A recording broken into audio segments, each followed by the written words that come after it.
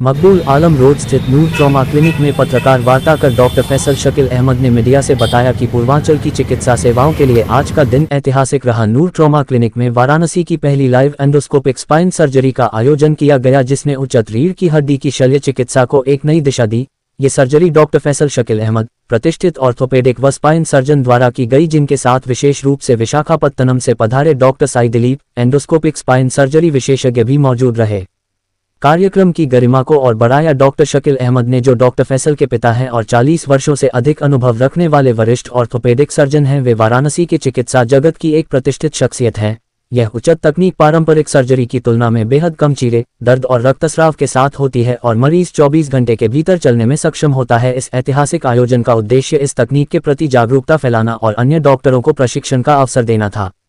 इस कार्यक्रम में कई प्रतिष्ठित डॉक्टरों की उपस्थिति रही, जिनमें प्रमुख रूप से doctor GS Singh, doctor Maurya सहित शहर के अन्य अनुभवी चिकित्सक सम्मिलित हुए। डॉक्टर फैसल शकील अहमद ने कहा, हमारा उद्देश्य यह है कि वाराणसी जैसे शहर में भी मरीजों को विश्वस्तरीय स्पाइन केयर मिले ताकि उन्हें बड़े शहरों की ओर न जाना पड़े। ये तो बस शुरुआत है। यह आयोजन ये साबित करता है कि वाराणसी जैसे शहर भी अब चिकित्सा के क्षेत्र में किसी से पीछे नहीं है और लगातार नवाचार की ओर अग्रसर हैं। वाराणसी से संतोष कुमार सिंह की रिपोर्ट। मैं doctor Shakeel Ahmad orthopaedic surgeon हूँ। मैं 10 साल विदेश में भी काम किया, फिर स्विट्ज़रलैंड में स्पाइन की फेलोशिप के लिए, स्पाइन सर्जरी के लिए मैं वहाँ भी गया और यहाँ पे अभी मैं 30 सालों से बनारस में प्रैक्टिस कर रहा हूँ। लेकिन हम लोगों ने जो सर्जरी उस वक्त वहाँ सीखी और जो किया, वो रीढ़ की हड्डी के लिए, उसके अंदर जो डिस्क की प्रॉब्लम आती है, शियाटिका की प्रॉब्लम आती है, उसकी सर्जरी हम लोग करते रहे। लेकिन पहले इसको हम लोगों को रीढ़ की हड्डी को खोल के या उसमें थोड़ा सा मिनिमल छेद से उसके अंदर जाके उसको ऑपरेशन करते थे। उसके बाद कुछ दिनों बाद जब उसमें ये हुआ कि इससे सिर्फ अब ऑपरेशन कर रहे हैं लेकिन स्टेबल नहीं है, तो रॉड लगा के फिक्स करना पड़ा। अब उसमें नई टेक्निक ये आ गई कि आप एंडोस्कोप से बिना रीढ़ की हड्डी को खोले एक छोटे से छेद से डिस्क की प्रॉब्लम को, पर्टिकुलरली फ्रैक्चर नहीं लेकिन डिस्क की प्रॉब्लम, जो शियाटिका की कॉमन प्रॉब्लम हमारे यहाँ जवान लड़कों को या जवान आदमियों को जो एक्स्ट्रा मेहनत करके डिस्क की शियाटिका जिसको बोलते हैं लोगों ने कर लिया है, उसके लिए दूरबीन से ये ऑपरेशन खाली उस छेद से, जैसे L4-5 है, L5S1 है, S1 के नीचे, तो उससे उस डिस्क को निकालते हैं दूरबीन से। उसी का आज एक लाइव डेमोन्स्ट्रेशन इस समय हो रहा है, जो विशाखापट्टनम के डॉक्टर साई दिलीप, वो अच्छे एक स्पाइन सर्जन है, जहाँ पे मेरे बेटे ने भी वहाँ ट्रेनिंग किया, मतलब वो भी करते रहे। तो अब वो लाइव सर्जरी डेमोन्स्ट्रेट कर रहे हैं। वो भी एक डॉक्टर के लिए इस वक्त हो रहा है, जो कि खुद सर्जरी के दौरान उसको ये प्रॉब्लम हुई है और उसके पैरों में दर्द उसके आने लगा और अभी तो वीकनेस नहीं है लेकिन उसको लंबनेस लगातार है। उसकी वजह से उसका डिस्क का एंडोस्कोपिक रिमूवल हो रहा है, डिस्क का डिकम्प्रेशन हो रहा है कॉर्ड का, और इस ऑपरेशन से यंग पेशेंट में बहुत जल्दी रिकवरी, बिना कोई लंबे ऑपरेशन या बेड रेस्ट के उसका ऑपरेशन सक्सेसफुल हो जाता है, उसकी नर्व डिकम्प्रेस हो जाती है, उसका पेन फिनिश हो जाता है और कोई रेस्ट करने की ज़रूरत नहीं पड़ती, because he can be mobilise within 2 days। So that's one beneficial. You don't have to open now, you don't have to have fix any more, because you have not open, तो कोई instability नहीं है।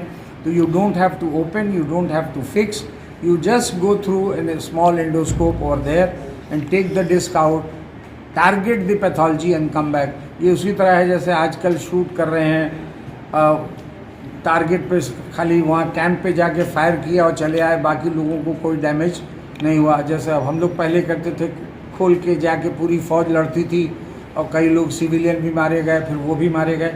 इसमें civilians का और दूसरे लोगों को कोई खतरा नहीं, because you are just hitting the target and coming back with a single small hole and come back, patient is all right, can walk after. Doctor साहब, ये जो ऑपरेशन होता है क्या खर्च है इसका? खर्च बिकॉज एंडोस्कोपी के लिए एक बात है जो बिल्कुल खर्च के लिए, जैसे आपने कहा, ये बड़ी अच्छी बात है क्योंकि उसका इंस्ट्रूमेंट बहुत ही स्मॉल और छोटी सी जगह पे आना होता है, तो बहुत पतले पतले इंस्ट्रूमेंट होते हैं, वो 2 बार 3 बार से ज़्यादा में यूज़ नहीं हो पाते, तो इसलिए अभी ये सर्जरी में थोड़ा कॉस्ट हो जाती है, जो कि जैसे बॉम्बे और दिल्ली वगैरह में तो 4-4.5 लाख की होती है, लेकिन यहाँ पे हम लोग अभी इसको बिटवीन 80 to 85 क्योंकि पर हेड ये इसका सर्जरी का हो जाता है, दवा ववा मिला के तकरीबन 1 लाख के आसपास खर्चा। सरकार के द्वारा जो योजना कार्ड है उसका भी आप यहाँ लाभ सरकार के द्वारा जो योजना कार्ड है आयुष्मान का अभी उसमें तब तक नहीं आया कि एंडोस्कोपिक उसको उनके जो प्रोग्राम में है अभी चार्टर्ड नहीं है, उसमें ओपन का है जो पहले के वो एक तो कंप्यूटराइज उसमें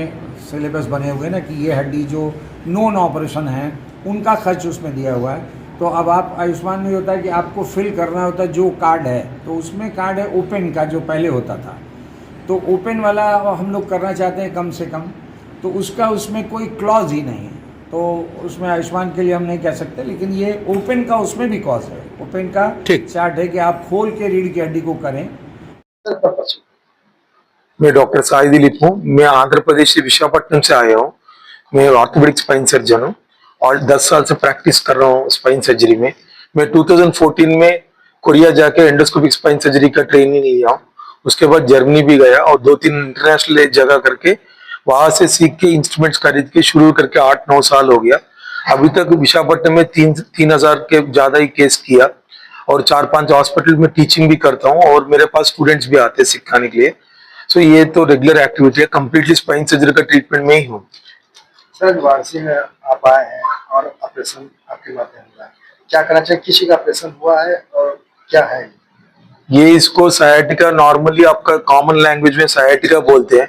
सायाटिका माने हड्डी के बीच में, दोनों कमर का हड्डी के बीच में डिस्क होते हैं। ये डिस्क स्प्रिंग जैसे काम करेगा। क्यों स्प्रिंग जैसे काम करेगा? क्योंकि हड्डी हार्ड है, वो नस को दबाने से नस को दिक्कत हो जाएगा। लेकिन क्या सपोर्ट करने वाला डिस्क ही आपका काम वजह से, झुकने वजह से, कुछ लोग गिरने वजह से, कुछ लोग स्लिप होने वजह से ये डिस्क पतला होके बाहर आके नस को दबा देते हैं। ये नस को दबाने से हमको ब्रेन से आने वाला नस का सिग्नल्स, नीचे तक जाने वाला सिग्नल्स को अंतर हो जाएगा। लक्षण क्या रहते हैं इसके? लक्षण क्या? सिम्टम्स कमर दर्द, कमर के हर्द, पैर में आना, पैर में दर्द बोलते हैं कुछ लोग, झुंझुनी बोलते हैं कुछ लोग, खिंचावट बोलते हैं और दूर से नहीं चल पा सकते हैं। माने 10-15 मिनट जाने से पैर पूरा सुनापन हो जाएगा और पूरा झुंझुनी बढ़ जाएगा। और इसके अंदर भी बहुत डेंजरस कॉम्प्लिकेशंस होते हैं क्योंकि कमर का नस यूरिन को भी सप्लाई करते हैं। सो कुछ लोग को यूरिन पेशाब का, थोड़ा पेशाब आने से भी दौड़ने का दिक्कत, पेशाब कंट्रोल नहीं कर पा सकते हैं, कॉन्स्टिपेशन, मोशन फ्री नहीं होना, ये भी यूरिन सेक्सुअल फंक्शन वो मेन है। छोटे उम्र बच्चे लोगों को 25 शादी के बाद सेक्सुअल डिस्फंक्शन भी ये डिस्क प्रॉब्लम से हो जाएगा। Another problem. उम्र की बाध्यता क्या है इसमें? कितने उम्र तक अभी तो सब उम्र के को देख रहे हैं। मेरे तो लीस्ट यंगेस्ट उम्र में तो 11 साल बच्चे को किया डिस्क का दिक्कत। सो मैक्सिमम तो अभी तो सर्जरी का टेक्निक बहुत अच्छा हो गया।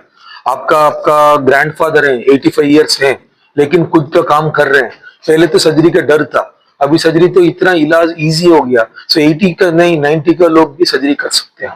वाराणसी में इलाज संभव है? वाराणसी में बिल्कुल संभव है। ऑलरेडी संभव होने के बाद मेरे को बुलाया है।